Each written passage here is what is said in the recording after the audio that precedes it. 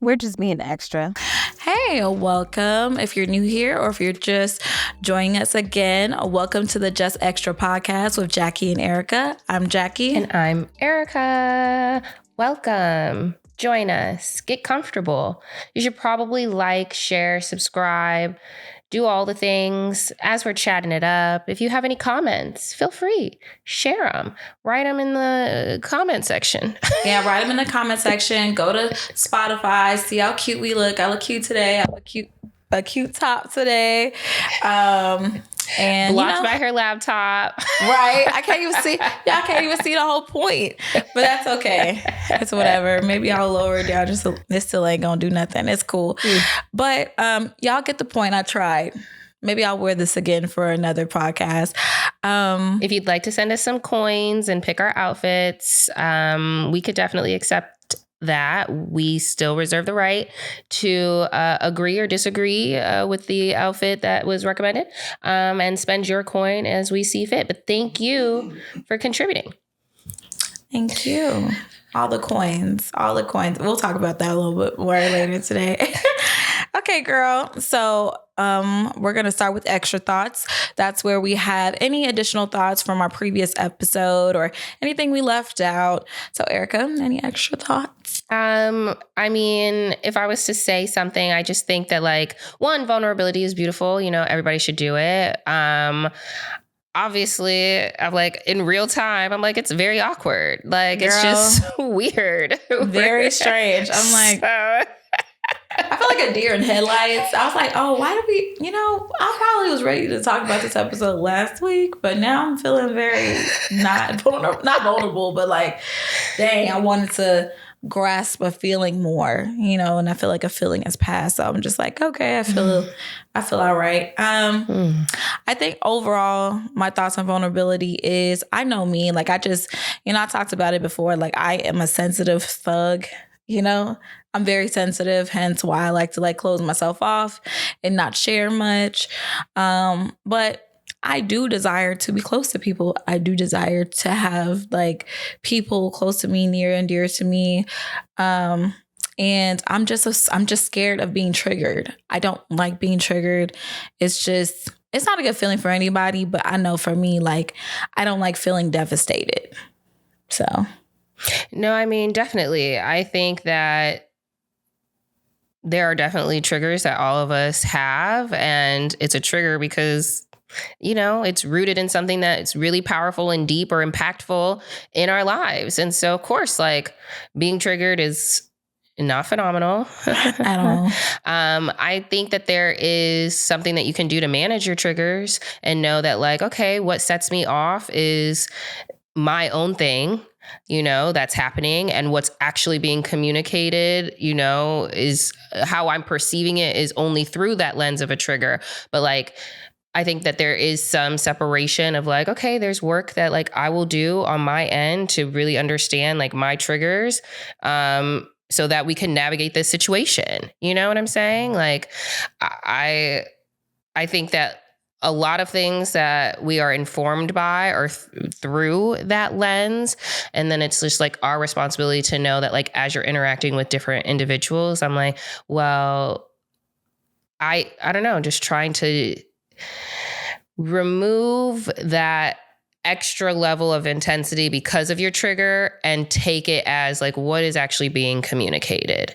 You know what I'm saying? Mm-hmm. And do I know this person? What is the intent of the topic that's being addressed? And I think that some of those things could be helpful as you navigate sharing and being vulnerable and things like that. So that's work that I have to do. So yeah.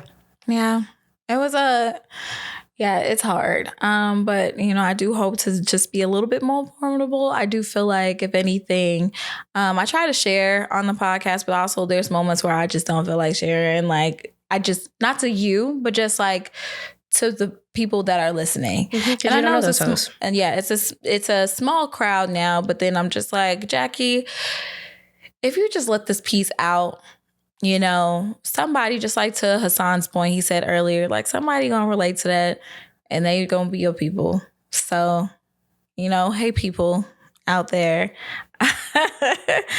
But yeah, so how's life been? We're going to be in our catch-up segment. This is just where we catch up on our lives. So girl, how's life, girl? I mean, I think our catch-up is the same and just experiencing our friend's success and her housewarming, and Hassan's obviously with us. That's why we're literally able to do this ish in person. So, you know, it's been cool to hang out with Hassan in person. Yay! Now, it's been cool hanging out with y'all. Man, you know I love y'all. Y'all my peoples. Love coming out here, even though every time I come out here, it rains. That's y'all. The Chicago people be bringing the bad weather. Nah. I don't know. You guys just, I don't know. Because right now it's a good day. And they just left. Like everybody that came into town. So if you don't know. One day I have. And now it want to be nice and warm. That's why we got to do something after this. So I'm low-key a little bit excited to be done with this episode. I just want to see what you do, you know? How you be outside? I'll be showing y'all. What you mean? Yeah, We just be outside. Yeah, we was sitting down. Hassan, you're outside, but it's just like we literally have the whole day to do whatever you want to do. We can cut it off at 10 p.m. or 9 p.m. But like from this time to the time we press stop, I just want to, let's just have some fun, please. Okay, I'm down with that. Okay. We got to go somewhere better than the place we went to. And we still ain't even, well, we did. We'll talk about, you want to talk about it? Yeah, so we couldn't really finish our bet that we had. So, and for those that don't know, we had made a bet, me and Jackie. So we're the type of people that don't approach people. At all. So the bet was that we had to approach someone that, of course, that we see fit, you know, who we like or whatever, and try to get their number. So the places we went to, though. And this is what we go through. You think we over exaggerate when we tell you there's nobody outside. Like it was people outside. It just they were, but it was slim pickings. It was mad strappy. And was at. No, okay. It was. All right. Well, I'll say this. It was a lot of younger maids. It was a lot of many Brittany freshes out there. Grinders. Brittany Grinders. It wasn't no many freshes out there. Okay, they was fine. I seen a Maya Angelou in there too. All right. If there were people outside, I felt like men, no, there were no men. Women, for me, there was some, but I just felt like the environment, it wasn't given like, okay, are they with someone? Are they not with someone? Like, I don't want to be that person to just walk up and they're next to their girlfriend. You know what I'm saying?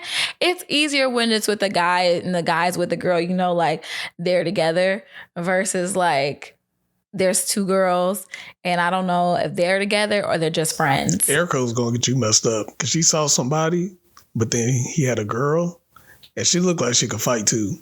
Oh, like she looked like get you. I wasn't going to be like, go talk to him. I was just eye tracking him. And then I was like, oh, well, maybe not. That's over with. Right. Yeah, because we're not going to break up happy homes. What do you look like? Dark skin, dreads. Oh, wait. I think I know who you was talking about. Yeah, you were literally facing him. Oh, yeah. Yeah. Yeah, he was hot. Left a little bit. Yeah, he was hot. Oh, he was with somebody, too. He was. Oh, yeah. I got to get away from that. Anyway. Yeah, his girl would have whooped your ass. Probably. She looked like she saved my partner in them. Like, she be saying, yeah, nigga, like when she be fucking. But so do you. I do not do that while I'm messing with something. Like, while I'm in the mood, nah, it's very, like, actually, I don't know. Y'all. I don't say it like that, though. Like, anyway, so we're here to celebrate our friend buying a house. And yeah, so that was the game. There was nobody here for Hassan. There was half people here for me. It just wasn't given. This is why we're single. You still want to move to Houston? Absolutely not. Okay. Yeah. So with that, a lot more people came into town.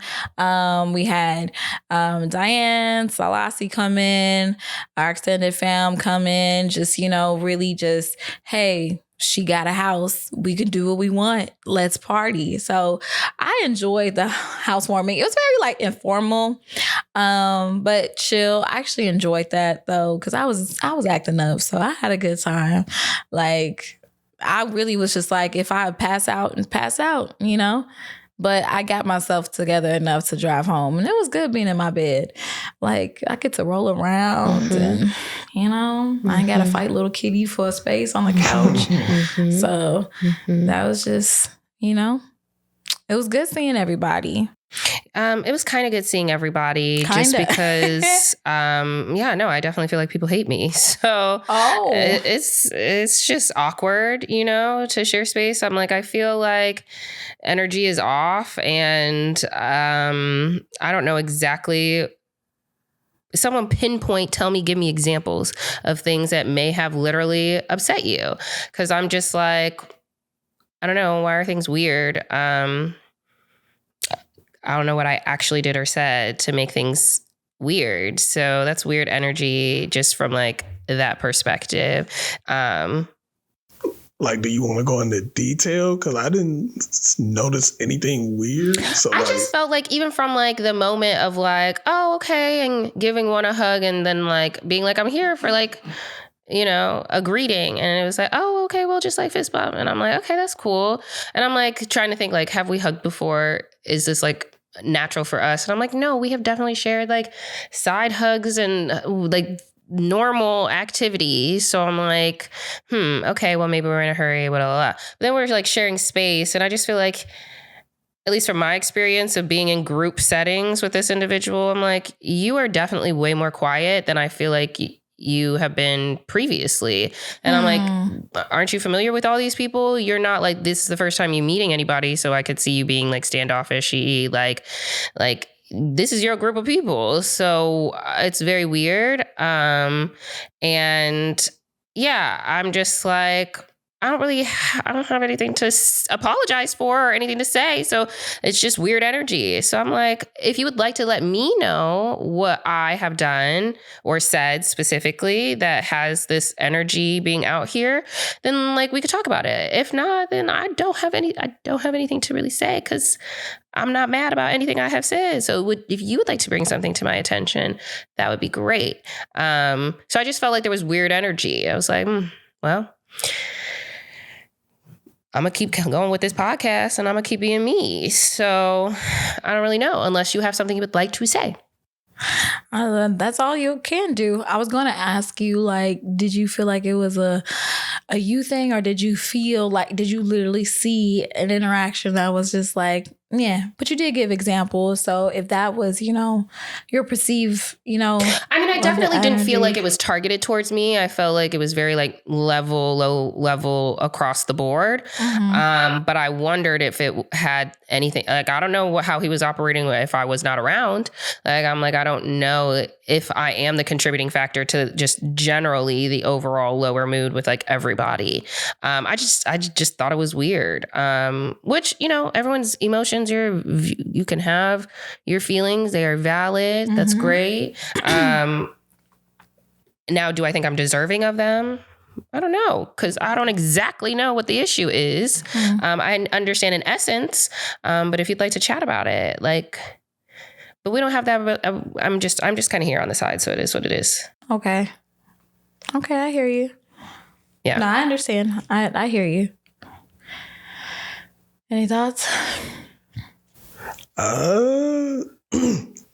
So I think I know what you're talking about. Yeah, I didn't get that with that person. It was just more I mean, also that was like really my second time meeting them, I think. So it's pretty much been the same, like far as the interactions, but it was just like, it was cool, kicking it, talking. So. Okay. So. Is that why you didn't come to? No. Okay. Well, part of it. Part of it. That's okay. I'm like, I'll just be over here. Oh, that's okay. I think that this is just my thoughts. I think there's a little overthinking, but at the same time, I'm not going to ignore the fact that you feel a shift. So I'm going to Yeah, it just didn't feel, it just felt very flat. Yeah. And I'm just like, why is it so flat? Like, is it me? Did you not want to be here at all? And then I'm like, you know these people. So I mean, also it could be because that person was like gone at that time. So yeah. Yeah. So, yeah. Without saying too much.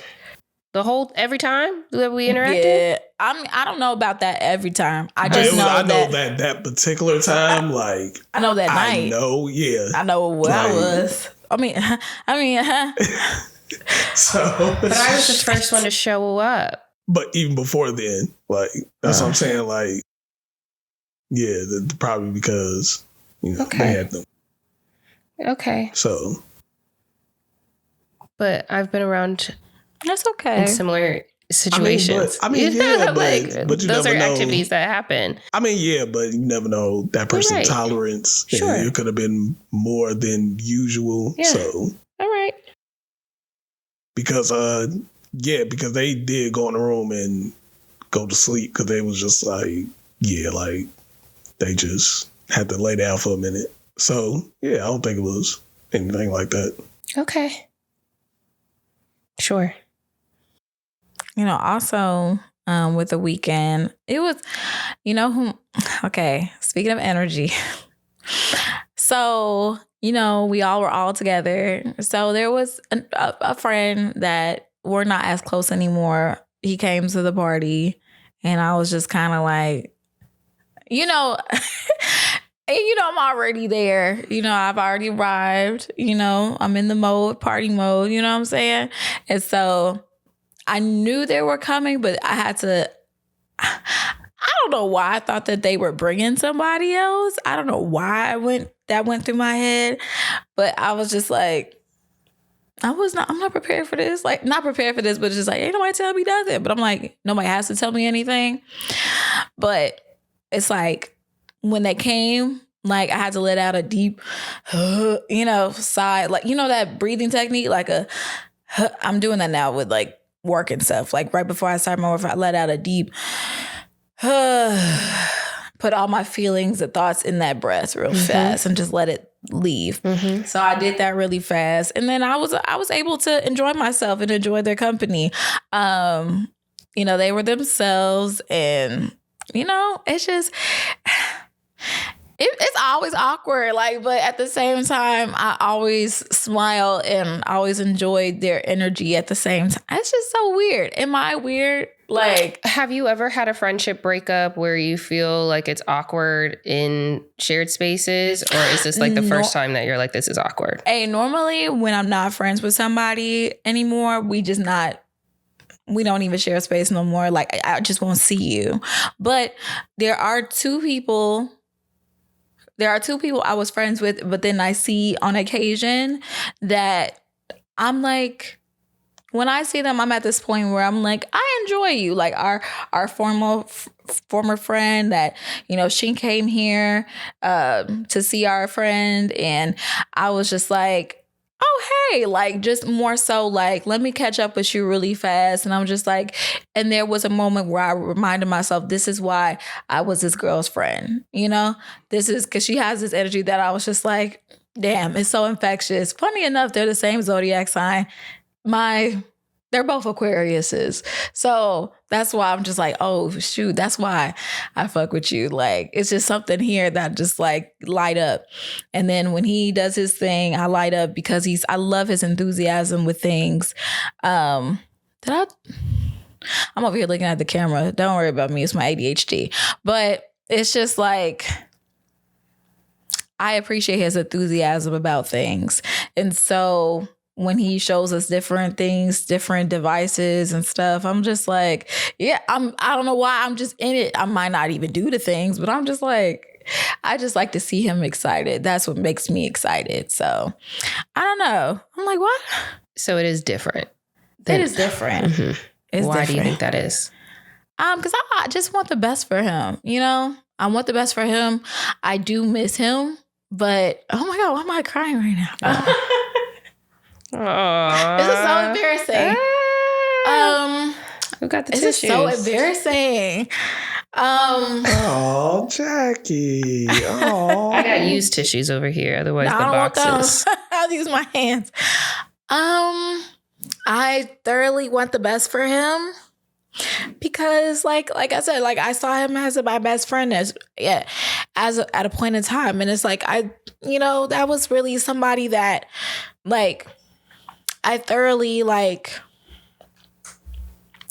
I miss our dynamic because that's a part of me that I'm missing with myself right now, and I'm missing with like a connection that I felt like I felt like I had everything when he was in my life, that person I can like brainstorm with. I'm sure he don't feel the same way about me in this way. That's just Take how the they box. are. That's just how they are. Like, just I'll take the whole box. Yes. I don't hear you.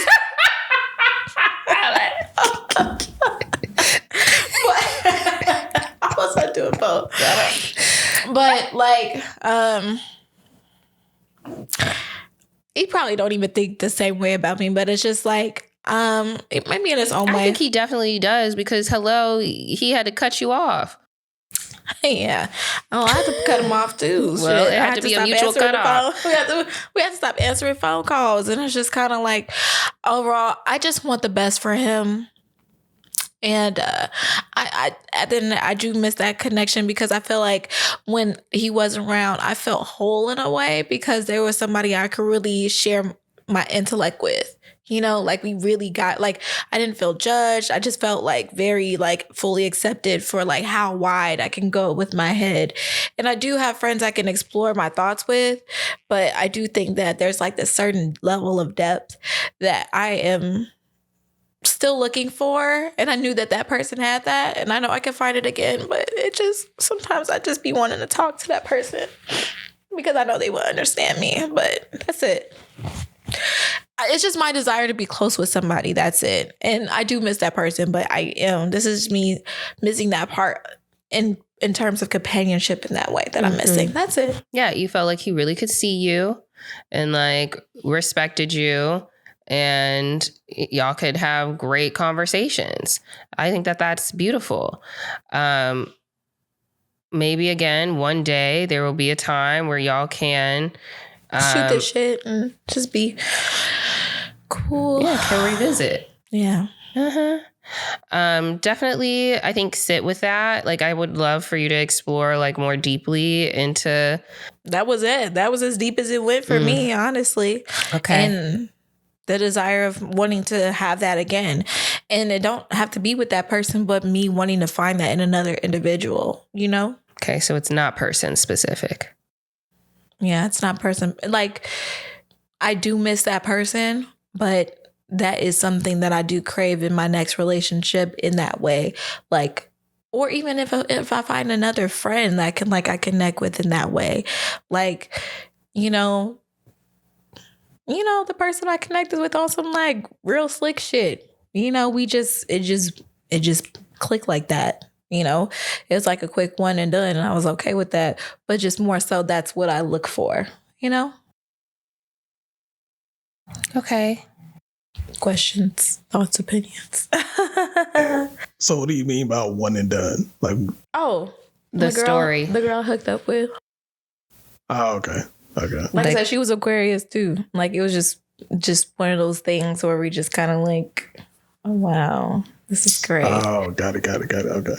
Not to say it's like zodiac specific. It's just that's the thing I've noticed that they all had in common. But aside from that, like the quality of like, I am literally following you to the end of earth. Because Jackie can go all the way over there. I'm gonna come right back to the middle, obviously, but like I can go all the way over there, and they are literally holding my hand, like, come on, like, you want to do some more? Like, yeah, like, let's go some more, let's explore some more. And it's not seen as crazy because like y'all see it as like funny, like y'all can see it as like unique and funny with me, but for them it's just more so like this is what feeds me too. Like we're feeding each other, Yeah. Yeah. Mm-hmm. Yeah. I think it's beautiful. I think so too. Okay. So. Well, I mean, again, I hope that one day, if it's important to you. Did you write this word? Awkward. Oh, that's just like your story. I was like, what? We're on the same notes page, y'all. So if she writes something, I'll just see it. So yeah. That was part of the extra thoughts, which I said it was awkward. Okay. Yeah. Yeah. I mean, anyway, if you would like to be friends with this person, you could definitely be friends with this person. I could. I just know that it's probably not the healthiest relationship. So I hope to find a healthier situation with that person and with other people, that share that same sentiment and stuff. Speaking of another Aquarius, so I saw Walgreens this weekend. We had a good time. He blew a bag, like on some stuff, and I was just like, what's a bag? A bag? Yeah, it's a couple hundred, like maybe 1,000, like just on some shopping shit. And sometimes I just be like, can you give me the cash, please? He'll just give me the cash sometimes, but then like sometimes he just wants me to have like, let's go shopping. Like I want to blow a bag today. Let's go blow a bag. And I'm like, hell yeah, let's go. So we went shopping and it was a really good time. Definitely want to lose a few more LBs because my favorite store, some of them clothes was not hitting because of me, but that's okay. We got some pieces for inspiration, like they fit, but they'll fit better once I lose the pounds. So yeah. Fun. Well, I'm happy that you are able to That's so wild. I can go one in the earth and like deep connection on the other side. Hey, Yeah, I was just going to say, like, I'm going to need you to, both are great. Listen, I love some money. Okay. And I obviously the loss of your friend, like, matters to you. Mm-hmm. And I feel like, I'd like to see you in a happy situation as well. So I'm like, how are we going to get there? Happy and healthy. Happy and healthy, yes. I think that's just me letting go of like this certain level of comfort that I feel here in this situation and like allowing something better to come along. That is, it's all fear-based. So I got to be brave and know that, we can provide ourselves like this type of lifestyle on a regular basis if we apply ourselves. But I'm trying, like from the last episode, I'm trying to figure out how to go about that without running myself ragged because busyness does not equal productivity. So I'm learning that. Mm-hmm, absolutely. All right. Well. So we're going to get into extra. So this is where we talk about pop culture and in the news. Let me clear my throat a little bit. Right. Because I just wanted to talk to you guys about something serious. Red and Black awareness. What this means is, we're used to different color ribbons. You have the pink ribbons, blue ribbons for like breast cancer, autism, diabetes, a lot of healthcare related awareness months. But Red and Black is violence prevention for healthcare employees. So that doesn't include just nurses or CNAs. That includes doctors. That includes anybody involved in the healthcare field. I know in our last episode, we talked about the assassination of a healthcare CEO. Now, was that the answer? No, but the thing, the thing is healthcare can directly affect how you feel about things. And unfortunately, a lot of healthcare workers bear the brunt of those emotions. The system is broken. We have to acknowledge that. But when you are in a hospital and there are certain policies in place and people are enforcing these rules and policies on you, you don't know how you're going to react. For instance, there was a situation in the hospital where a family member was dying, but we were only allowed to have like a certain amount of people in the room at one time just for fire safety reasons. So you have family members coming out yelling at the charge nurse, my so-and-so is dying and I can't see her. Well, that means a couple of you got to go down and we need to switch places because we cannot have no more than like 5 people in this room at one time.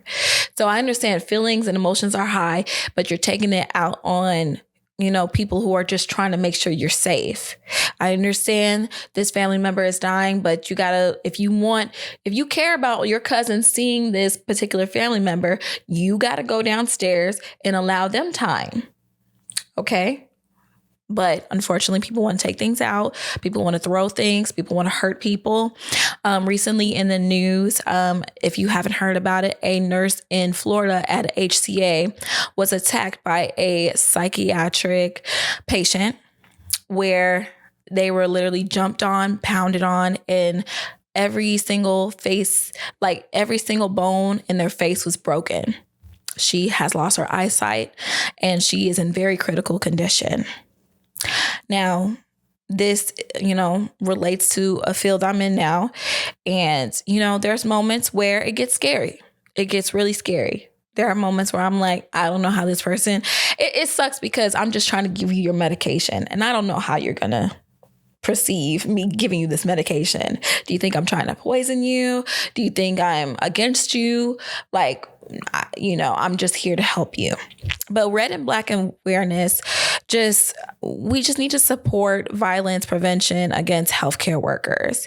So the thing is, it's high risk because there's a lot of verbal abuse, physical assaults, and serious injuries from patients, visitors, and even workplace conflict. Tensions can get high because we got a license on the line to defend. And it's a lot of finger pointing. It can impact our mental and physical health. There's a lot of burnout. We're just being extra. So, yeah, just going back with it.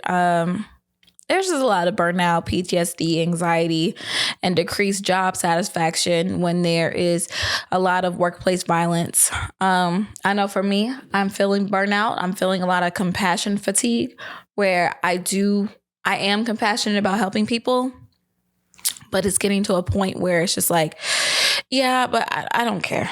I don't want to talk too long. I just want to do this job and I just want to go, And that's just not how you want to feel. And now I understand why, I do have this weird relationship with my doctor sometimes. Like, my OB, I talked to y'all about it before. Or if I haven't mentioned it, I just feel like they're very, he was very short with me. I want to have conversations. I want to get to know people so I can feel like they actually care about my health care. Just how I just feeling in general. But compassion fatigue, I feel like sets in and then burnout is happening. I mean, I've lost a lot of coworkers being here for 7 months. I've already lost like a handful of people that I thought were going to be here for a long time or who have been here for years and then have just dropped off the face of the earth because of the there's a lot of violence that's occurring, Mm-hmm. So advocacy for change, there needs to be better policies in place, workplace safety measures and legal protections. And we do have these things at my job, but I wanted to talk about that while they are put in place, like the execution part is hard. We have a place that if something were to happen to us, we can go to this room and sit down and, debrief, just really like who saw. But the thing is, I can go to this room and decompress, but the work still has to be done. I took an hour to decompress and I still got to go back out there and deal with all that back there. And I really hate that. So, I just wanted to take this moment to raise awareness and just give you a little bit of healthcare news, just being aware of workplace violence and, showing your solidarity and keeping your healthcare workers safe because we go through so much and, people want to talk about like, well, you guys get paid for it. This is what you signed up for. But at the end of the day, nobody wants to be abused and assaulted when they're just trying to be in a place of helping others. That shouldn't be a thing. So yeah, there it go. That's extra. Yeah. I mean, I think, to some of your last points that you were talking about, like, I think it's obviously expected as like a patient for someone to be like, yeah, you should care about me. But just because I know how I show up and I interact when I like, or how I'm going to treat people, like I do have that expectation back. And, you do have to consider that you're dealing with all these other people who probably aren't like me, who aren't going to interact with you in a respectful manner. You know what I'm saying? And so, I do give some grace for like, okay, yeah, they're dealing with all these other people, all these other problems, things that are happening. Like it is tiring type of work. At the same time, I still want what I want when you come and visit over here with me. Okay. Like that's hard to do. And I get that. I can understand that. So, I mean, just a reminder for us as patients to also have just that grace. And then, you do have to take your control of what you can and be able to like ensure that however you're spending extra time or any of the resources that they provide you, that you're caring for yourself, and being intentionally caring for yourself. And I think that, we've talked about even in like the hustle versus rest culture episode about like, are you resting or are you actually recharging? And I think that, some of those well-being things will be helpful. And then, you always are going to have to advocate for yourself. Like, if things are not happening that you feel like are supposed to be happening, you talk to your leadership that, has some accountability for those types of things. Like they're responsible for the policies that are in place and the resources that are provided. And like, you need to use your voice and like advocate for yourself at work because again, capitalism, and they're all going to do what they can to get what they need from you and will give you the bare minimum so that they have more. And so I think just being your own advocate is very important and speaking up. And then if you need to take it further than that, there are things that exist. We had to research like the workers' comp, that you can go and pursue for any kind of like reasons that you're unable to be at work, that you were injured at the job. Like that is what that kind of benefit is for. There's also like, I don't know, we talked about all the way up to like lawsuits if they're being negligent. We got it. Like you could pursue like that action. So, I mean, it starts with talking to your leadership and doing what it needs to do. Well, it starts with, honestly, it starts with them. Okay. And while they're figuring that ish out, you are taking care of yourself and doing like the well-being exercises and activities or whatever that helps you. And we'll make it, our way through the spectrum of like seriousness. But yeah, I mean, I think it's interesting to learn and understand like statistically, like all these social justice things that are happening and, how we care about and talk about our first responders and people who have very important jobs that other people benefit from. Like we need to get it together as patients. So thanks for bringing this to our awareness. Yeah, I hope things can be better. Because while these things are in place, just the execution is piss poor because there's just a lack of accountability in the system in itself. So, yeah, y'all. Red and Black awareness. All right. Well, in our main topic today, we are talking about pop psychology, which is short for popular psychology. I'm sure it means there's deeper things than that. But yeah, I mean, you hear all these terms that are technically therapists, like terms that are like supposed to help in regards to like concepts and understanding like, lived experiences and different people that exist from like social sciences perspective. But the internet has gotten their hands on things and, we have more visibility to some of these terminologies, which is good on one end because, you know, sometimes you think you're all alone and then you're like, oh, wait, no, there's like a thing for this. There's a name for this. There's a concept for that. That's beautiful. Thanks for bringing this to my awareness. And we do a lot of learning and educating and like, you know, relating to one another because these things become visible to us. But on the other end, you know, they become overused and the definition can kind of twist and turn. And, you know, that's where we start to get into some trouble.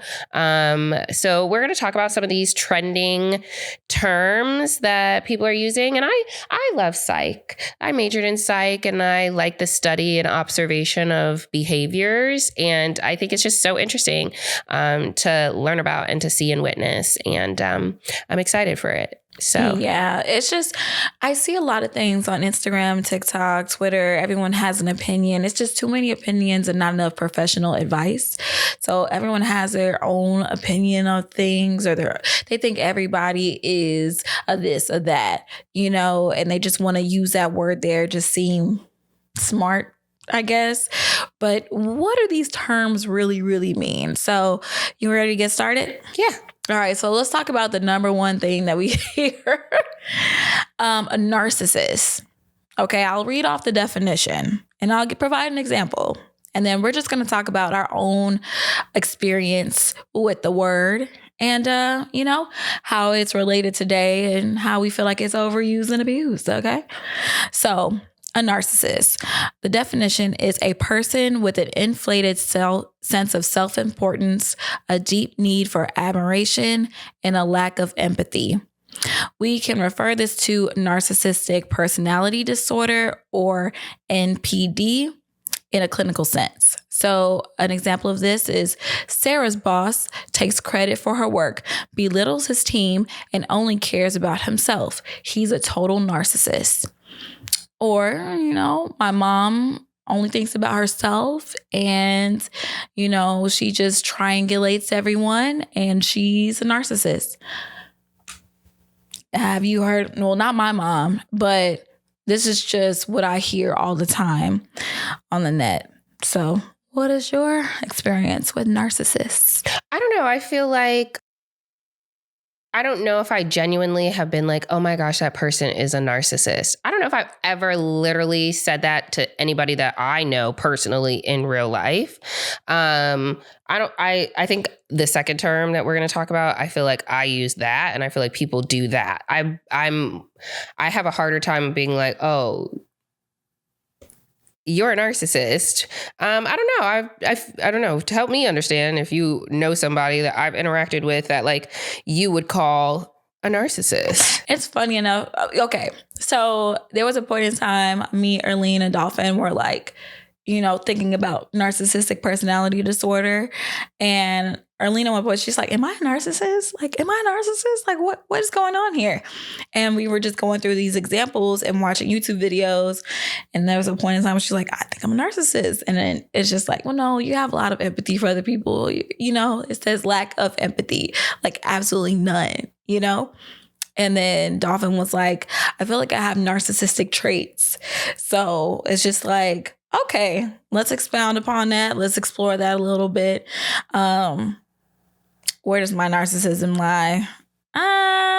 You know, sometimes people could see me as self-centered.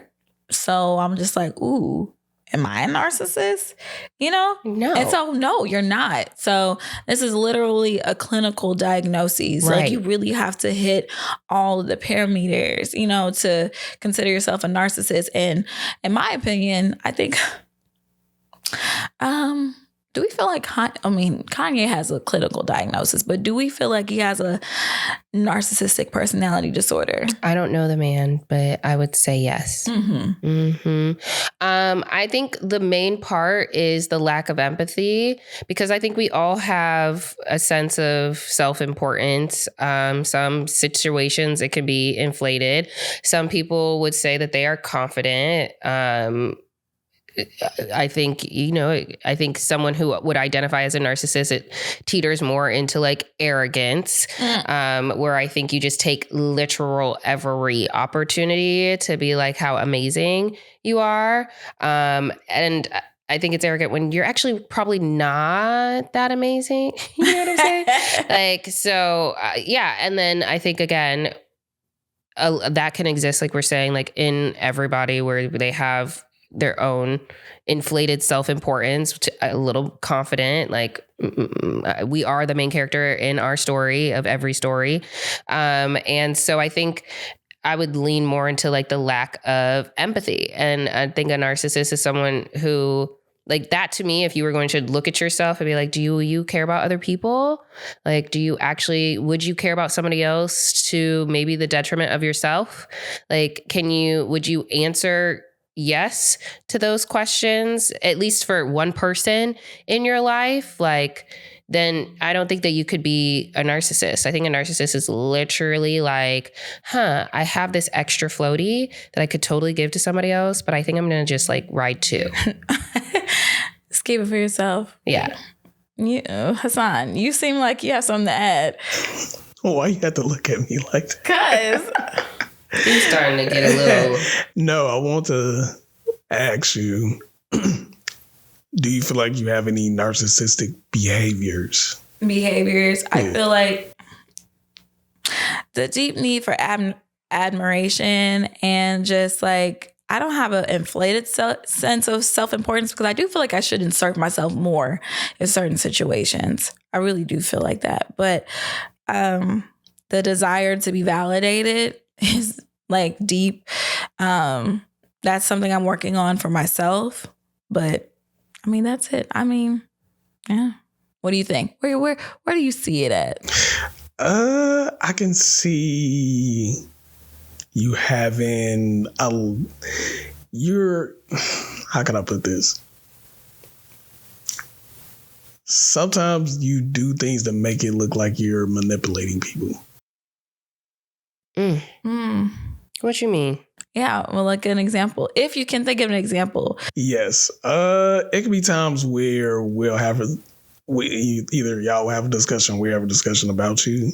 Mm-hmm. And you'll give a reason why you'll do something and be like, okay, Jackie, but what about this? Like, or what about what you've been doing with this? Mm-hmm. And then you'll bring another example. Then have another example. And it's kind of like, you're not answering the question. I'm not doing that on purpose, though. You'll be answering the question either. It's kind of like you be going around and then you be like, okay, are you doing this to like shoot? That's what you do. Like, no, yeah, you do that. But I know for me, I don't be realizing I do that. I just thought I was answering the question by providing an example of like, well, this is my reasoning for doing that. So maybe this is related here. I actually got to do a little bit better as far as like explaining myself and or just getting straight to the point. Mm-hmm. So, but it's not on purpose. I'm not doing it to like literally sway you a different way and like create a different outlook. The only outlook I really want to create is just like, I just hope you understand me, because most of the time I don't mean any bad things that I do. Now, if I do, I tell you, Okay. I mean, same. Most of the time, it's with positive intent, So that's why I'm like, we don't fall into this category. Like, this is really, again, this is the internet. This is pop psychology. This is the internet really being like, taking things and running. Yeah. I could see people having narcissistic traits, but having an actual disorder, no. And a lot of people who are actually narcissistic are undiagnosed because they're not going to get help. Oh, no. And there's a lot of... So if you're even asking, am I a narcissist? You're probably not. True. Because they don't give a fuck. They like, nah, it's nothing wrong with me. I'm perfect. Right. Like, what I really hate is when everyone breaks up with like a significant other and all the girls online, well, he was a narcissist. Was he? Or he just didn't like you. Or he didn't like you. Right. I bet I laughed a little bit too hard. I'm sure my mic picked up that sound. Okay. Okay. So Okay, if we're good with this one, we can go with number 2. Yeah. So the next term is gaslighting. Look, I know they've been. That's the one right here. They have been using and abusing gaslighting, and I'll use it myself. Yeah, I do because too. like you're not gonna make me seem crazy, right? All right. So here's the definition: a form of psychological manipulation where someone makes another person question their own reality, memory, or perception to gain control. I don't know why he's laughing so hard at. I'm just like, I need to know. You started looking at me and you shook your head, so I was just that's that nigga. Because you was looking back at me. No, you started looking at me. Shared in this moment. Oh, my bad. I'm sorry. My bad. Honestly, yeah, I feel like I have been gaslit in my. And I know people are like, oh, this is it's a term. But I really have been gaslit. Okay, let me read the definition to you, or just an example. You did read the definition. I know, but let me read the example. Okay. Emma told her boyfriend he hurt her feelings, and he responded, "That never happened. You're imagining things." A classic gaslighting tactic. Oh, yeah. I mean, again, my stepmom does that ish all the time. She's like, we're going to remember things differently. Like, so we shouldn't even talk about anything. Like, it's like, I mean. That's wild. Yeah. Oftentimes, at least if someone says something, if I really am like, I care about you and I truly don't know what happened, I will be like, I really did that? Really? I don't see myself doing that. Okay. Well, I apologize for that. And, whatever. Right. And then I go off in my own little corner and I'm like, what is even happening? What happened? Yeah. You know what I'm saying? But yeah, no, I know we're going to get to a word lower down, but I'm like, I just feel like, yeah, I'm just never, and I think that some people do gaslighting because they don't want to confront themselves. And I just feel like that's when they got caught. It's just like, oh, wait, hold on. Actually, no, that didn't happen. What are you even talking about? Because now I have to take accountability for what actually happened. And I'm not trying to do that ish. Yeah. So I'm going to try and get you to think that the way that you're thinking about this is crazy. So yeah, then you'll start to consistently like doubt yourself and not believe yourself. And like, you're like, maybe I am crazy. Maybe like I deserve this person because he's the only one who could tolerate my crazy A. Baby, I'm telling you, they will do like, okay, this is a form of just being deceptive in general. But so I had an ex-boyfriend and I lost my phone. Somebody stole my phone and I'm like, I need to see your phone to, Now, granted, should I have been in a text message? No. But oops, my finger slipped. And I'm looking through the text messages and I'm seeing him texting some bitch. And I'm just like, excuse me? And so I didn't say nothing. And I got the phone. I gave him the phone back. And then I went back and then I was just like, let me read this shit again. And I was just like, hey, can I see your phone? And I looked and it was gone. And I was just like, he was like, what, are you looking for something? And I was just like, it was just some real bullshit. Like we broke up that day. We broke up that day, y'all. Okay. We didn't continue that. I'm just saying, I feel like I've been gaslit in certain ways other than words. That person always did change, like try to flip the perception. He's like, what do you mean? Like, what do you mean I walked away? Why didn't you chase me? Like some real stupid shit where I'm just like, that is a good question though. Also, why did you go through his text message? When you got the phone originally, what was you? Honestly, can I be honest? I was really ready to go anyway, so I just wanted to like. And that's why that's why I'm like, as soon as you're having those type of thoughts, yeah, okay, I wanted to. And this is before I actually got to that headspace. Like, if you feel like you need to go through somebody's text messages, you probably should break up with them. Because what kind of life are you trying to live? I didn't do it. I really was just on some. The thing is, because I wanted to break up, but I felt like the reason I wanted to break up wasn't a good reason. So I was looking for a better reason. If you want to do it, it's a good enough reason. Or the good reason is that you weren't happy. Like, Right. This person had, I did talk about how this person did steal from me, and I do feel like it's because of Story's his getting like worse. I feel like it was his current lifestyle. The reason I didn't want to date him was because he worked a way, way lower position than me. Like, you're still making minimum wage, and I'm in a salary And that's role. where I had to find the words to tell old boy about the cardboard box. And I said, honey, we don't have the same vision for our lives. Nah, and that's why I wild. got to go. And that's why it's like, it's not I'm calling you broke and that you don't ever want to get your coins up. But I'm saying the way that you envision your life does not match the way that I envision my life. And so, yeah. And for those reasons, we must go. Okay. I don't like when people say, see, I really like when you were like, oh, I did that. Oh, if I did, I apologize. Sometimes I don't like when somebody's like, I don't remember, and we leave it at that. Like, I have to literally break it down every single, and that's why I had to be that person to quote unquote defend myself whenever I'm talking about my feelings and being vulnerable, because sometimes it will be met with, well, I don't remember that. Like, oh, I don't remember that happening. Mm-hmm. So it wasn't a real thing. So I had to really break down no, we were talking about this, and then you did that. And then it's just like, I gotta lay it out, and I have to make sure I know exactly the problem.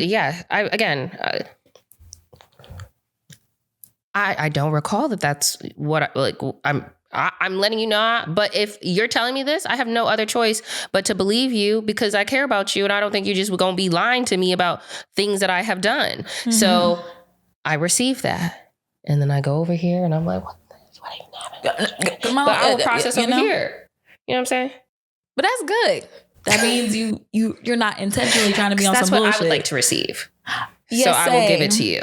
And I'm that person where it's just like, damn, I didn't even realize I was doing that. Like, okay, yeah, I could see how that probably looked like that. Man, my bad.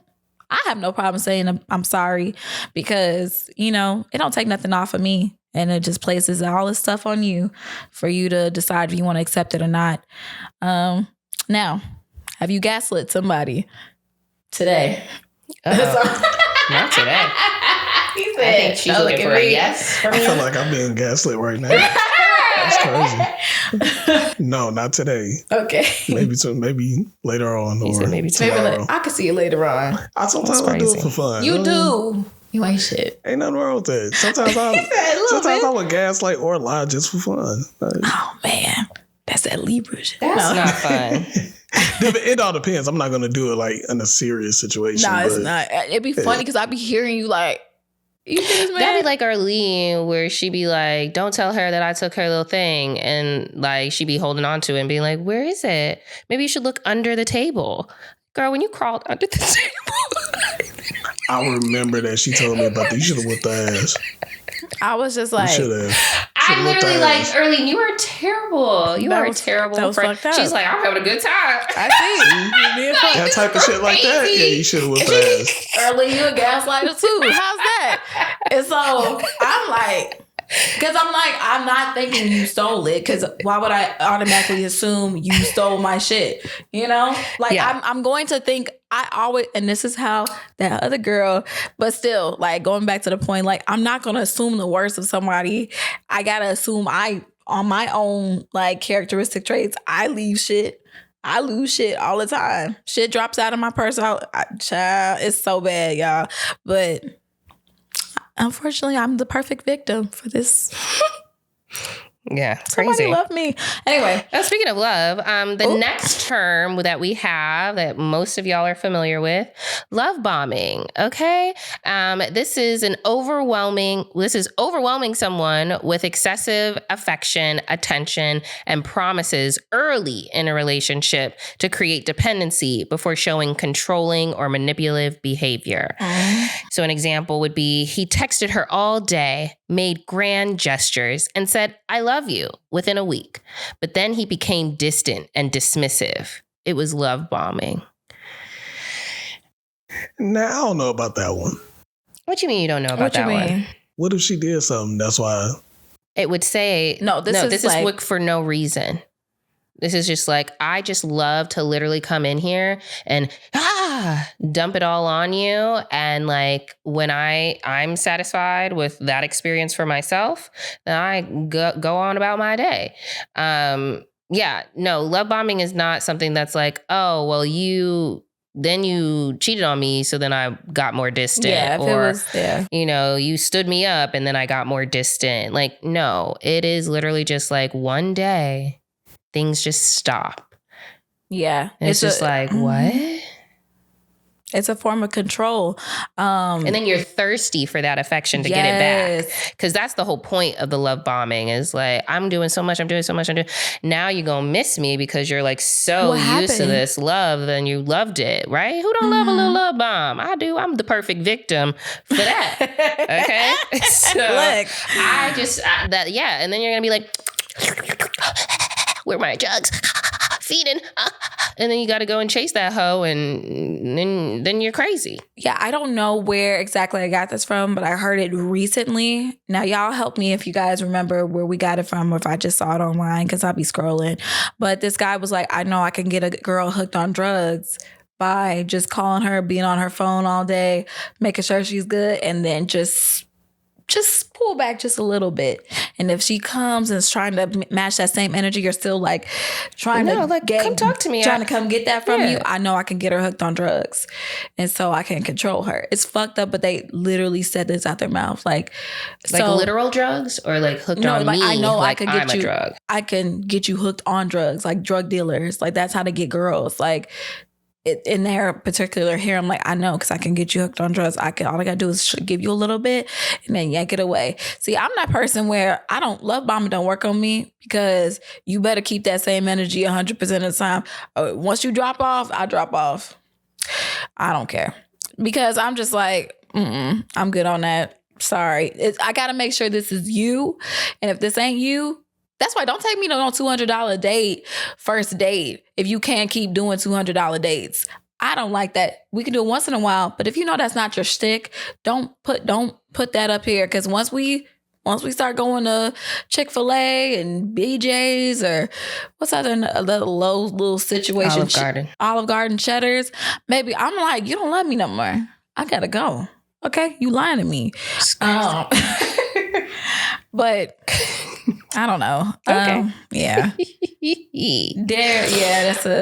There's somebody online. Well, I mean, another little situation that people be talking about, holding space. Okay. So basically when you're talking about holding space, it really means like being fully present and offering non-judgmental, support, whatever, good for you. I'm holding space, right? Instead of giving advice, Jake just listened to his friend's vent, holding space for him. I think, like I was going to say, like the definition says, being present, like living in that moment with someone. We even talked about this, like, one of them episodes ago, after intimacy and identity. I feel like it was after that, maybe. And it was like, the question was like, what would make me feel better, like, for when I'm going through something or whatever. And I think that you were saying, like, I don't see what you be saying. I will let you know that I don't see. All right. And I was just like, that's not what I would like. Yeah, and that's why.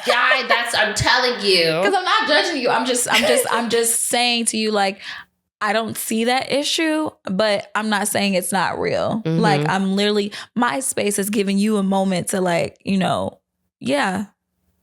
I'm letting you get this out. Like, yeah, that's just me. Now I ain't gonna just lie to you like, yes, girl, I feel you, girl. I can see it.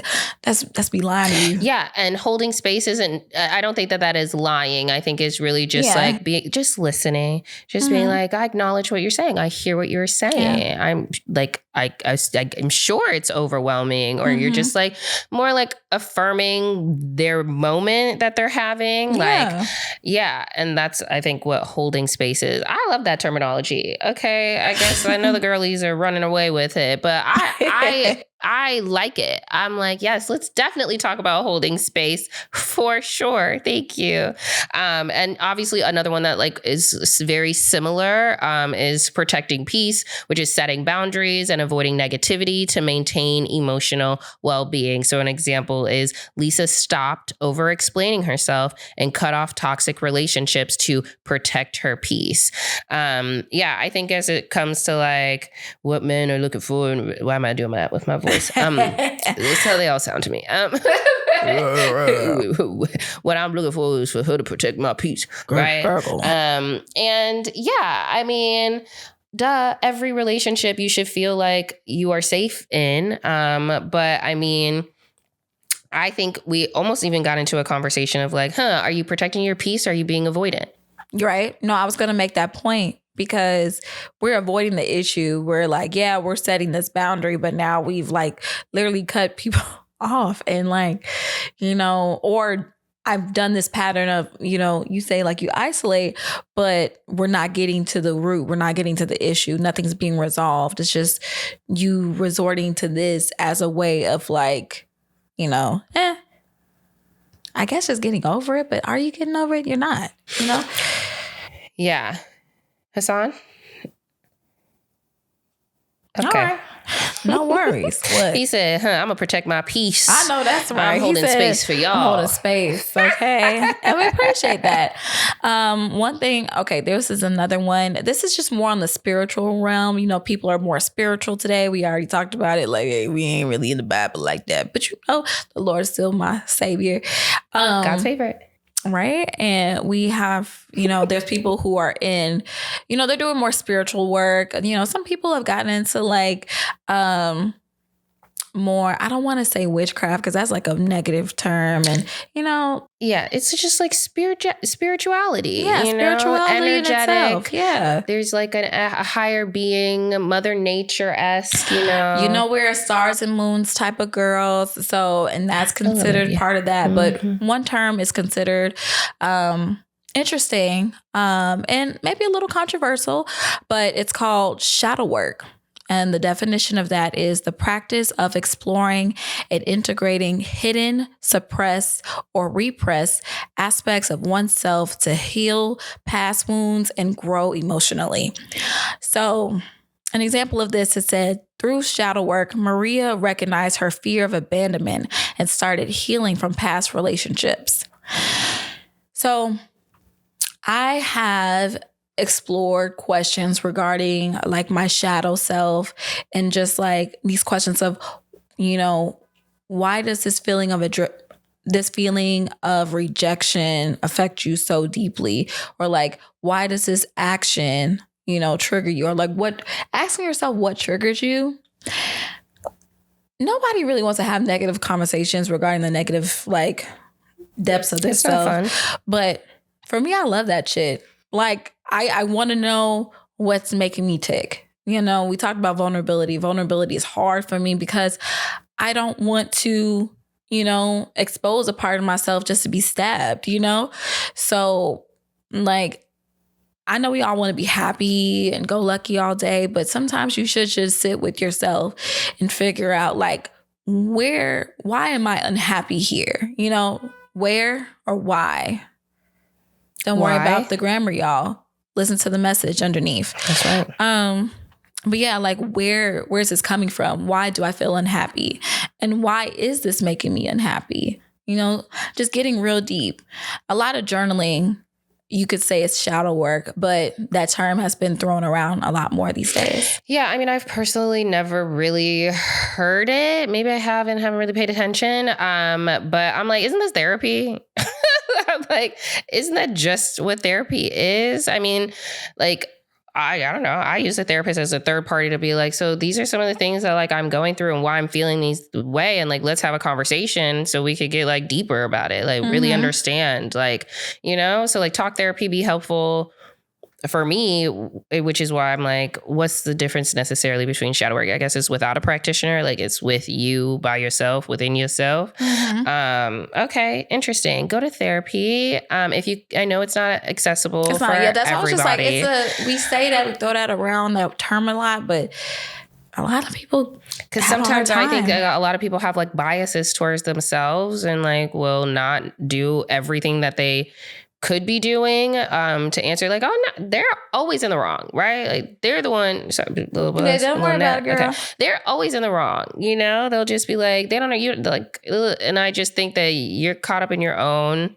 bias. So like, I think sometimes it's good to have a third party who can dig a little deeper or give you another unbiased perspective, which I mean, is there anyone really unbiased? No, but like just a little bit more neutral. I think that that's appropriate, you know, if you have access to it. But yeah, I mean, I like this. I think we all should really try and deeply understand ourselves. I think shadow work is important. You don't need a mushroom trip to do it. Oh, great. You don't need to be super high in the sky to really think. I mean, it would help sometimes, but for some people it helps. And then for others, it may just set off a, you know, hidden schizophrenia you had in your bloodline. Wow. But yeah. Okay. Talk to yourself, grow. So another term that's thrown around, but you know what? This has been around a lot. Well, I've heard it forever, but I think I've been hearing it a lot in social media. Self-fulfilling prophecy. So the definition is when a belief influences behavior in a way that makes the belief come true. So this is an example. Everybody hates me. Everybody hates me. Everybody hates me. And then everybody hates you. And it's just like, it's not because people hate you just because they hate you. Now people hate you is because you're being negative. You're so negative. And the negativity is causing people to be pushed away. So hence, yes, they hate you, but that's on your own doing. You know? Like that's a reason. What's another self-fulfilling prophecy? I'm not going to get a job. I literally was going to say that. Okay. No, I mean, like, just literally, like, even Cardboard Box. He was like, I just don't even apply because I know I'm not going to get that job. Yeah, you're definitely not going to get a job if you're not applying for no jobs. You're not okay. Your belief is influencing your behaviors. Okay, you believe you're not going to get no job, so you're not even applying. Like that is what is. Of course, it's not going to happen. You can't get unless you walking down the street. Someone's like, hey, you want to be a model? Like, I don't know how else you would get a job if you're not applying, you're not networking, you're not doing yourself. The behaviors. So yeah, you have this belief. Self-fulfilling. Like, I'm going to be poor. You're going to be poor because you're not doing anything to be rich. Like, man. Okay, so I'm sorry. No, you're good. Go ahead. So you dated somebody named Cardboard Box? I know. I just started calling him that. I'm so happy like it was something else. I don't think he had a nickname. I don't think he did either. And I'm very happy that she had one now.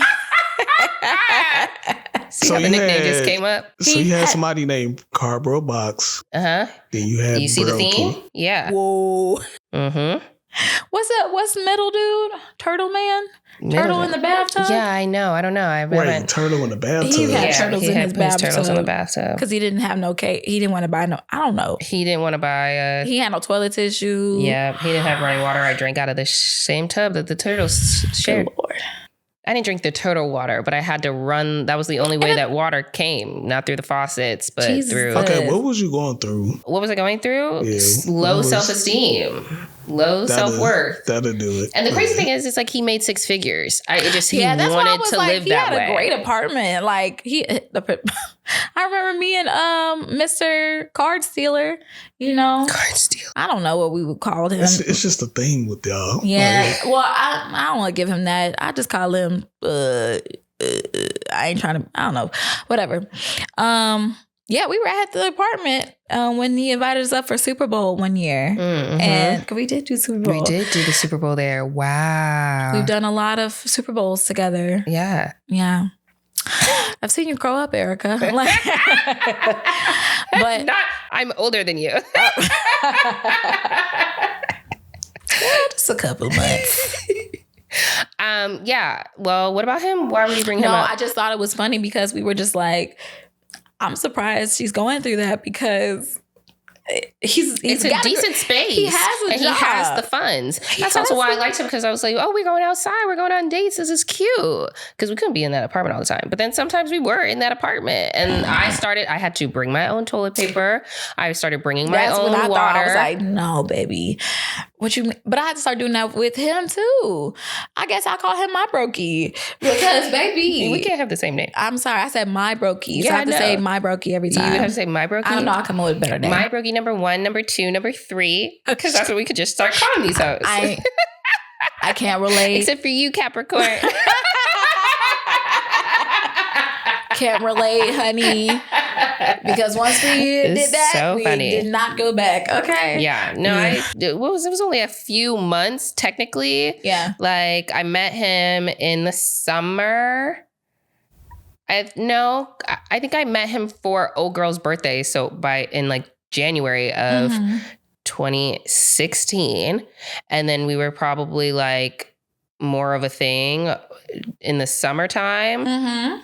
It was over by like September, October. It was brief, but it was like less brief, than a but year. it was very powerful. Yeah. Very Well, we were two impactful. Scorpios coming together. Should I call him Mr. Scorpio? Sure. Okay. Yes, you are Scorpio. Mm-hmm. But yeah, self-fulfilling prophecy is a thing. You gotta have to have positive self-talk because I could say, I'm gonna be fat, I'm gonna be a fat bitch. And I be a fat bitch because why, bitch, you ain't getting up. I'm speaking to you, Jackie, but yeah. Self-fulfilling prophecy. Right. So is that your way of accountability? Is Yeah. that Yes. No, it's a self-fulfilling prophecy. No, but like me talking to myself just now pointing to the camera. Oh. For me, that's watching back, because you won't take no like She's the like, only motivation. I can tell me about me. Yeah, That's some real Leo shit right there. And I'm sorry we did stars and moons on this shit again, but I'm dead ass serious. I was listening. I want to show y'all this video of like what happens when a Leo gets his feelings hurt. It's just like, can't nobody make me feel like a fool but me. And then that's just, it's like some pride ego shit for real. Gotta work on it. Speaking of pride, right? Speaking of pride and ego, I know I read off too. Do you want to read the last one? Sure. Trigger. Okay. We all heard this, ho.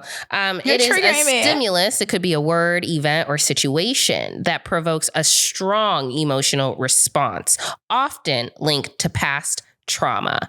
Example, seeing her childhood home triggered painful memories that she hadn't processed yet. Yeah, no, trigger left, trigger right, triggered all around, triggered up and down. I don't know what to say. Like, they are everywhere. They are everywhere. Like, literally, everything is a reminder. If you don't, for you? I mean, again, that's why people move full on. Like, I can't live here no more. I can't be on the south side of Chicago no more. I remember that house and this moment and over here in this bed and over there in the shower. You know, like they gotta move. You triggered all up and down that hoe. Like these triggers are, like literally you could be thinking about something. You could be opening the fridge and be like, the last time I had pizza was with so-and-so and good. You know what I'm saying? Like literally everything can trigger you. Oh, that'd be me every time. I'd be like, yes, it be Erline too. Y'all be killing me. I remember when I was like, yeah. And then you be like, well, where? what? Yeah, like, Soon somebody talking about spitting in the mouth, boy. But honestly, yeah, it's a stimulus. And honestly, once I learned that word trigger, I definitely trigger it down. Like, it is what it is. This is a cause of stress for me because it's triggering my past emotions that I may have gotten to a point of I'm doing better because I know it's a problem, but I'm still working on getting past it. You know? All of us. I mean, it's a work in progress. I mean, again, it wouldn't trigger you if it wasn't connected to something that was very impactful or something that like mattered, right? Yes, so facts. like it's going to take time. You're not just going to be like, oh, like how many times I tell that hoe Maria? I said, okay, now that it's in my awareness, now what the frick do I do next, hoe? What happens after I'm aware? Like, what do we do? What happens now? It's going to take some time. Okay, you recognized it. You recognized it. How do you get over it? There really isn't any. And she talks about being present. You just have to be present. You can take your breaths. You can do the process. How are you being? Ask yourself those questions. Like, the triggers will remain. They will always be there. They're always going to be. And that's the thing. I had to realize that too. Like, it's not going away. Like, no matter what, Jackie, wherever this happens, that's why I go away. you're going to feel away. like we dealing with it. We play this protecting my peace. Yeah. I'm gonna back the fuck away because I am triggered and I don't want to deal with it. And shoot, it's one step at a time. I mean, I know for me, like certain stuff won't trigger me as much, but I mean, it is what it is. Stop triggering me. Yeah, I mean, yeah, it's gonna take some work. But I also almost feel like this next phrase is like almost the opposite side of this coin in a way. You know, like not like something that inspires you, or I don't know. Okay, so let me just say what it is. Okay. It's delulu, okay, which is short for delusional. It's an internet slang term used to describe someone who has unrealistic expectations, often in relationships or personal goals. It's sometimes used playfully or as a joke. Yeah. So examples would be, she thinks her celebrity crush will notice her DMs. She's a little delulu. Or manifesting my dream life through, though I'm broke, call it delulu. I call it optimism. Yeah, I guess I say that this is the reverse because this has nothing to do with reality. I feel like triggers are reality. I think this is your self-gaslighting. When you're being delusional, that's self-gaslighting. I call being delusional manifesting. Oh, the positive one. Mm-hmm. Okay. The way you just said that. What? Manifesting. What are you manifesting then?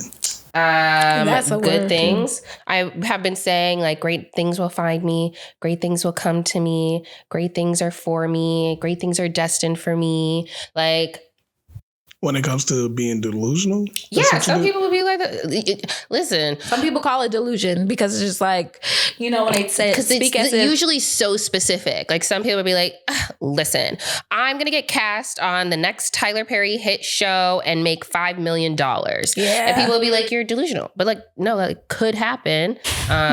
You just find it hard to believe. That's why the second example, you call it delusional, I call it optimism.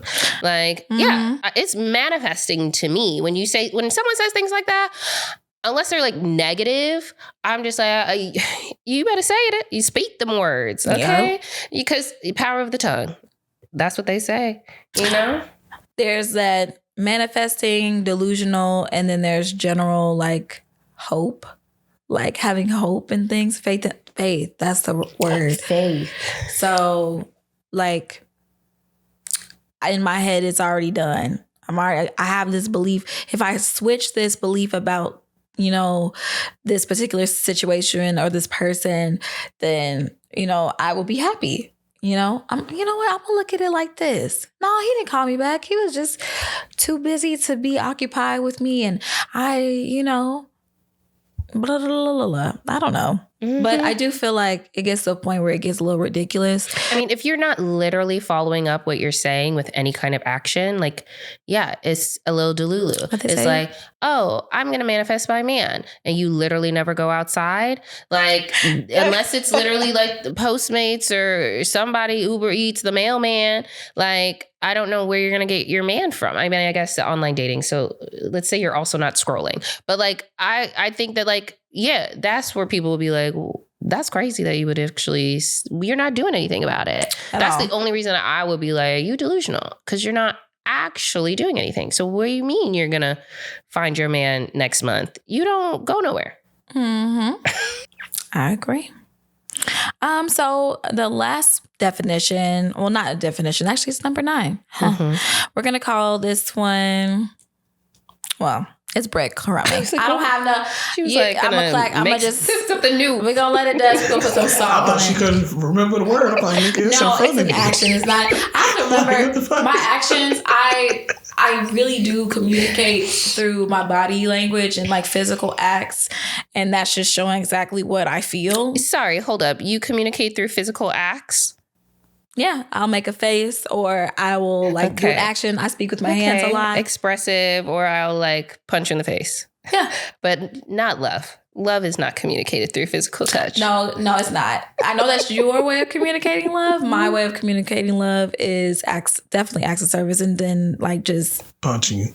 No, just I being love acts of service dependable. Too. Yeah. also being very dependable. I realize I'm just a dependable person. If I really care about you, like, I may not be there every single time. I may not answer every phone call. I want to post this on my stories next, but I saw the post was like, I might not answer every phone call. I may not be able to talk to you every single day, but when it's time for me to show up for you, I'll show up for you. And that's the way I was shown love in my family, and that's what's been ingrained in me. And that's how I actually can find love in other people, even if they don't touch my leg. Okay. No, that's beautiful. Words matter. Yeah, actions matter. But yeah, going back to it. Yeah, what's the word? Breadcrumbing. So the definition is when someone gives minimal attention, affection, or communication, just enough to keep the other person interested, but without real commitment. So just a little something, just a little. I think I do this actually. You think? I think I am a breadcrumber. I think I could see this but with not people. Like from that episode, y'all. I'm talking about like, when I be my little young ass. I think like with people that like show interest in me and I'm not interested in them, I could definitely be like breadcrumbing. Actually, you do. You actually have physical, like, yeah, no, definitely. Like, dang, girl. Definitely. It'll Show be me a little, that shit. Just send a little picture here. You know what I'm saying? Give them a little inkling of hope over there. All right. I'm going to like your pictures a little bit. They'll give you a I might comment on the story and be like, where were you at? Without me? Don't do that. Huh? Block. Listen. Without me. Listen, I'm trying to get something because I be giving. Okay. So. I guess my way of breadcrumbing is all, it's so fucked up. And I don't do it on purpose. It's just that one moment when I'm like thinking of that person and I call them and I'm like, yeah, what's up? And then like, wow, that was good catching up with them. Back to my regular schedule. And they're like calling me all the time. I'm like, damn, I'm not. I just wanted to talk to you that one time at that one place. I just wanted to talk that one time. I just wanted to see how you was doing. Like, right. Nah, I definitely feel you on that one. Like, I do that. All right, thanks. I'm worse. Like, if I haven't talked to the person in a long time, as soon as I get on the phone with them, like 5 minutes, I'll be ready to get off. Me too. Yeah. I'd be so ready. That's why I'm happy like, y'all feel me on this. I'm not alone finally, but. My quality time get that for myself is when I'm in my home. So I'm like, if I wanted to talk to you, I'd see you. If I wanted to be doing something else, I would. But I get it. You don't live here. Other people don't live here. And that's why it just be what it is. Like, it just ends up being what it is. I see you on the phone, my nigga. I don't know. I guess I won't see you. I'll see you on Instagram. That's what it ends up being. But I love you, and yeah, I just am an in-person type of hoe. Anyway, breadcrumbing. I feel like, to me, yeah, for sure. If I get a little inkling from somebody that I actually like, I will definitely be like, oh. That'd be me. I be falling for it every time. I'll be like, oh. But I've been getting better at like compartmentalizing. That was just a little different something. Things. That was a little section. That was a little taste. Mm-hmm. That's not the real thing. Like, I don't want like a piece of crust. I want the whole pie. Right. So, but the crumb was good. So I might keep you butter in it over here. Just give me a little more. Yeah. All right. So brings us to our last phrase, which you said you're like, I have not heard this before. I'm not. But I mean, we've all heard of FOMO, the fear of missing out, but there is JOMO, the joy of missing out. And this is, again, opposite of FOMO. It's the satisfaction and peace that comes from choosing to stay in and enjoy your own space rather than feeling pressured to socialize or keep up with the trends. So an example would be, instead of going to every party, Mia stayed home with a book and tea, fully embracing JOMO. And when we talked about this, I was telling you about like Adrienne Bailon, who like was talking. She was the one who said JOMO. I think I heard it before her, but she said it and put a whole thing to it, being like, listen, like, have you ever been hoping that plans get canceled because you really actually want to stay inside and you don't actually want to get ready and you don't want to go nowhere? Like, she's like, when that happens, I am so excited. Like, yes, nothing I would rather do than just like put on my PJs and like stay exactly where I'm at. Like I did not feel like beating my whole face and putting on a tight, uncomfortable outfit that I didn't really want to wear and being around people who I actually don't really like or don't care for. Like I don't want to go and do any of that stuff. So there is a joy of actually missing out. Like y'all go have a good time. I'm going to be over here. Thank you so much. I'm actually way better over here than I would be with y'all. Oh man. I don't know what that is. You know what? Because I like to be in the mix of things. Like I really do. Like, I think I really enjoy JOMO when the shit gets canceled. Like, and everybody is not going. Oh, she's like, but if it's just canceled for me, like I'm sick. I'm staying in. Because how often do I really say like, all right, y'all can't join y'all if it's not literally for work? Or school or something. No, I get you. I like being in places with y'all. I like being in spaces, but like there are times. There are times. Like, I know there's times. Dang, that company happy hour that, you know, you were like, dang, I really don't want to freaking go to this. I had a JOMO when I it's called canceled. It's not today. I'm so sorry. Amen, because didn't nobody want to stay after hours with y'all. I'd rather go home. I have other things. I've been here 8 already. It's time to go. I don't like y'all.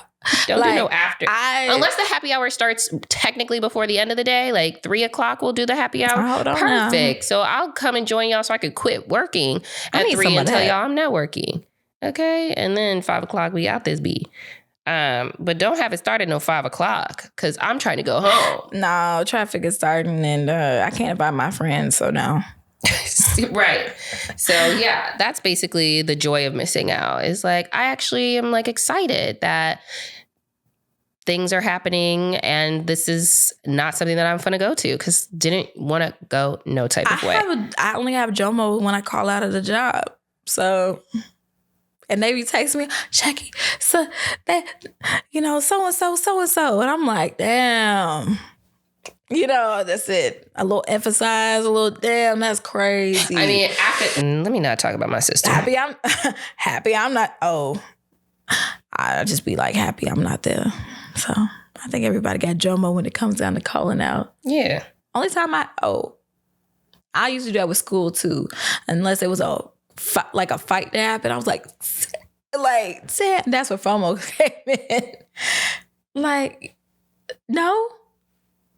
Are you talking about back in high school? Yeah, you know when you miss out on the day in school and something real crazy happened and you like, first off, I enjoy being at home watching Maury, minding my own business until that dude on the like, look, you get up, you just sitting there like doing nothing. And then you like, damn, maybe I should have went to school. Like, and then you miss school and that nigga ain't even go to school. That's why he was there. Everest College. Look.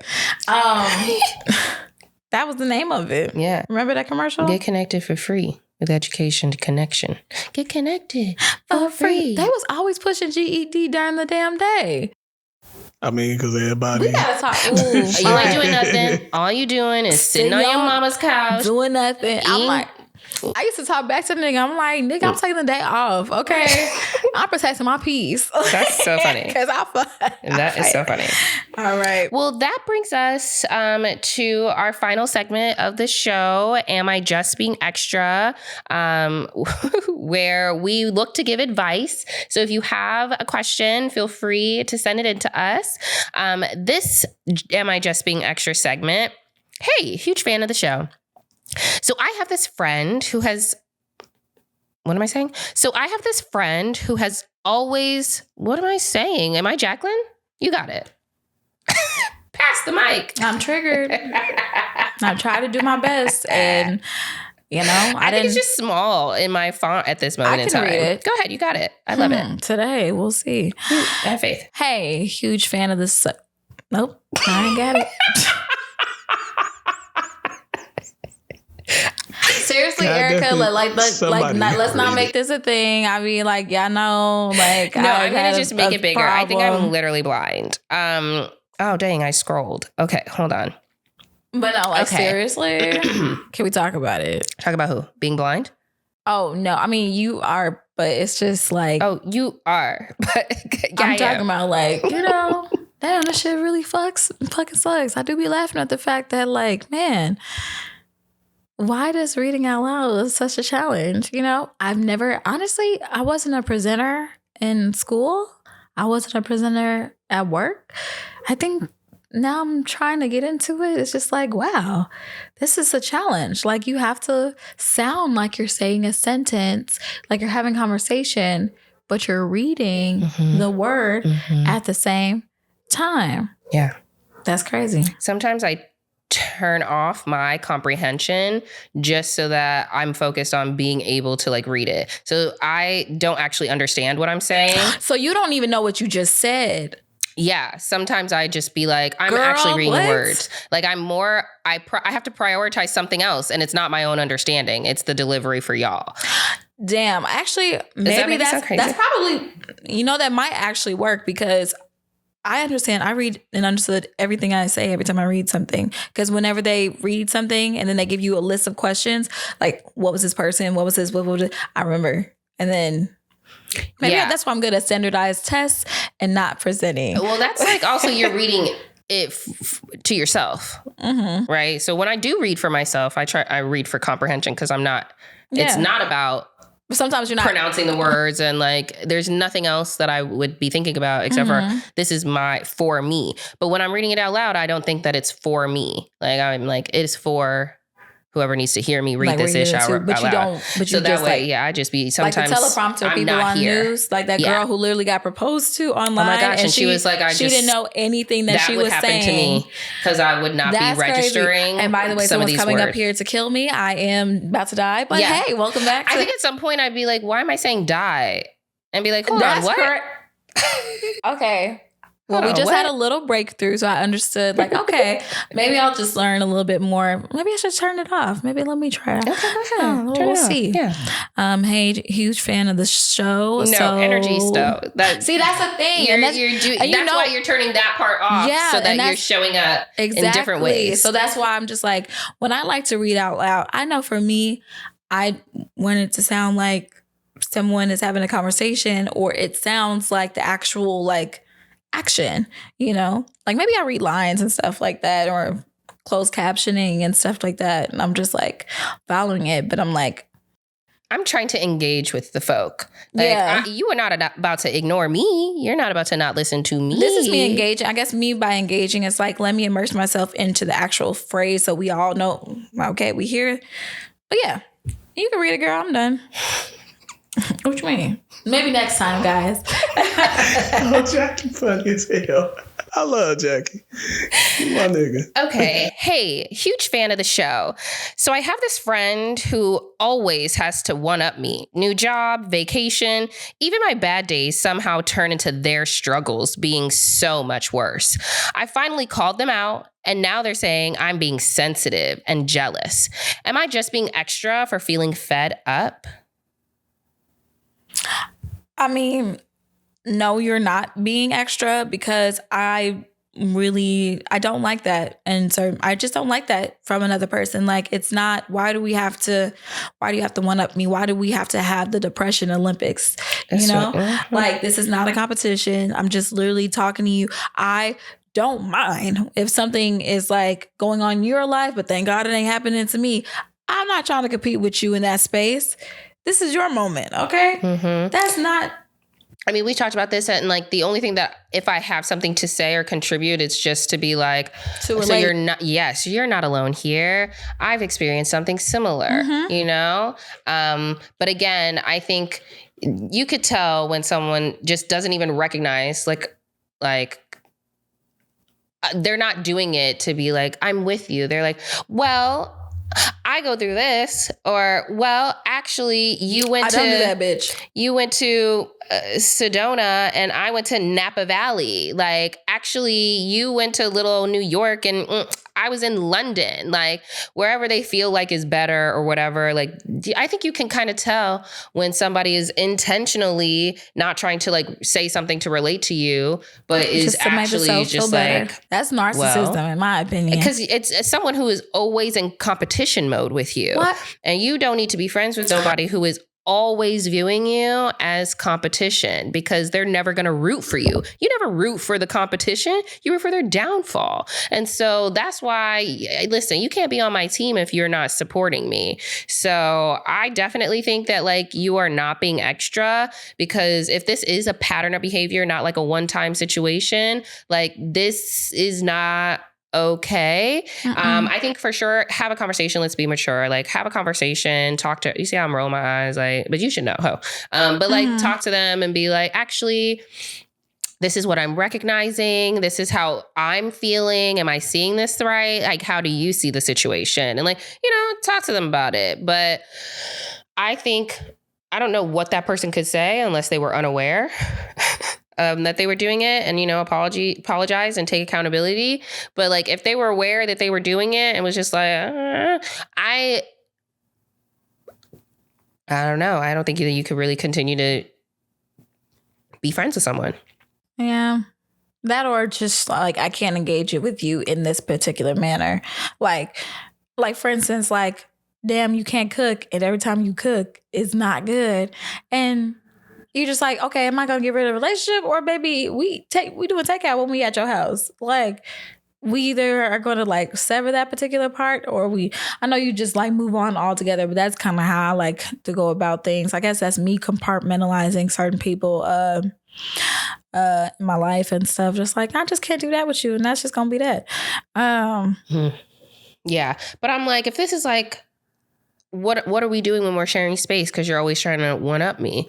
That's crazy. Like, here's the thing. I did write this down. I would love for us to talk about competition in women, because like, again, maybe I just have more of appreciation for women and I'm just more of a feminist in that manner. Maybe I like women, but like, just in general, like, why we're not running the same race. It's never the same race. That's why when I'm around a woman, like if she's beautiful to me, or if ugly, or perceived ugly, because no one's ugly, but like, no, I'm just lying. I'm just lying. Hold on, y'all. We crossing the line here. Thank you for telling the truth. Thank you. I was like, let's keep stop. It honest. Let's cut the shit. There. There's some ugly bitches out here. I did most of them. Aww. I mean, hey. Good. That was by choice, though. You've already admitted that you do that. So that was by choice. Sometimes you give out equal opportunity. Yeah. Nah, nigga. He wasn't no DEI over there. Okay, look. But I think just in general, I just don't particularly care for competition in women because at the end of the day, if I'm quote unquote jealous of something and I want to do something, or I want to feel like I beat you in something and did higher than you, like, that's a personal thing with me. Like, okay, if I'm quote unquote jealous of this, that means that's something for me to fix within myself. That ain't got nothing to do with her. Like, but at that moment, you're just trying to hide, like they talk about hijacking in the previous episode. Like, if you just want something to feel better and be one up that person, like, baby, she might just be too much for you. You might need to, she might think you are too much for her. She needs to back off, or you could probably think low of her and you need to back off. That's just my opinion, because it's just like, baby, not that I'm doing this, for some reason you're always trying to compete with me. I can't do it. Yeah, it's one thing to be like inspired by somebody and be like, wow, like even Ray, when she was like, I'm going to get my SHRM. And I was like, dang, I should get my SHRM. And I was just like, all right, okay, cool. Thanks. Let's try and do this ish. And then she didn't even, she did just do it. But I was like, girl, we supposed to be studying together. Why when I asked her about it, I was just like, girl, what we been working on this? Like, but that's, that you want that. I think there's a difference between someone that motivates you, inspire you to want to do bigger, go hard. But then it's just like, I just want to do better than you. Who is this person? Mm-hmm. Why do you give this person so much power in that way? Like, that's not cool. Like, that's something that you got to self-reflect on, boo. But, she's not the one writing in. But I think you're not being extra. And I think you need to bring it up. But if they continue to do it, I might have to watch it. And the thing is, I don't really throw people away like that. But it's just like everything, be like job. Every time I bring something, you hate to hear good news about me. Like, who is that? Someone parking or what? No, I was just saying like. Who hates? Oh, you hate to hear good news about me. And you said, who is that? Somebody that's not your friend. So exactly. For real. Again, I think that if you are in competition with somebody, like, it's not healthy, because that's not what I view friendship as. Like, listen, you do well and get me out of this ghetto called work. Okay, somebody save me. I appreciate your successes. All say, we like, whoever get on, can I please join the team? Just know you got one. Listen, for real, help me out. Okay. And even when you're like struggling, I'm like not gonna be like, I've had it worse than you. Actually, I'm be like, I'm really unfortunate. I don't want anybody to struggle literally at all. Mm-hmm. You know what I'm saying? So I'm sorry that you are struggling. Like, but that's not my time to be like, here's my struggle. Can I say about us? That's what I like about us. Like, we allow each other to have our moments. Like, we've all, this year has been very interesting. You know, the past 12 months, like we've just gone through our own little moments. And it's funny, in my head, I'm like, this is Erica's moment. Like, she's just going through it at this time. Like, let her have this moment. Like, this is not the time to be like, sunshine, rainbows, and like, it could be worse. Like, yeah, I'll do that sometimes to like, help ease the situation. But that's not the answer to the question. That's not even a question. This is her moment to like, I'm feeling this shit, And so, yeah. You feel? That's holding space, right? Mm-hmm. All right. Yeah. All right. Close us out, girl. Oh, if you like what you heard, if you like what you're seeing, slide in our DMs. We're on Instagram. Mine's not open. No, it is. I'm sorry. Cut. The Just Extra podcast. Yeah, Erica's ain't open either. I mean, listen, I'm not exclusive. Oh. I mean, he's exclusive. And I said, that's nice. Listen, I'm going to take my time. But I'm not really looking at anybody else, to be honest. She said, ain't nobody else in play. Okay. It's just like, I don't know what to say. Except for follow us on Instagram at justextra_podcast. You can follow Jackie at all things J, Jay. You can follow me, Erica _stay ready, and Hassan at Mr.DOT Forbes. And we'll see you on the next episode. Bye. Bye. We're just being extra.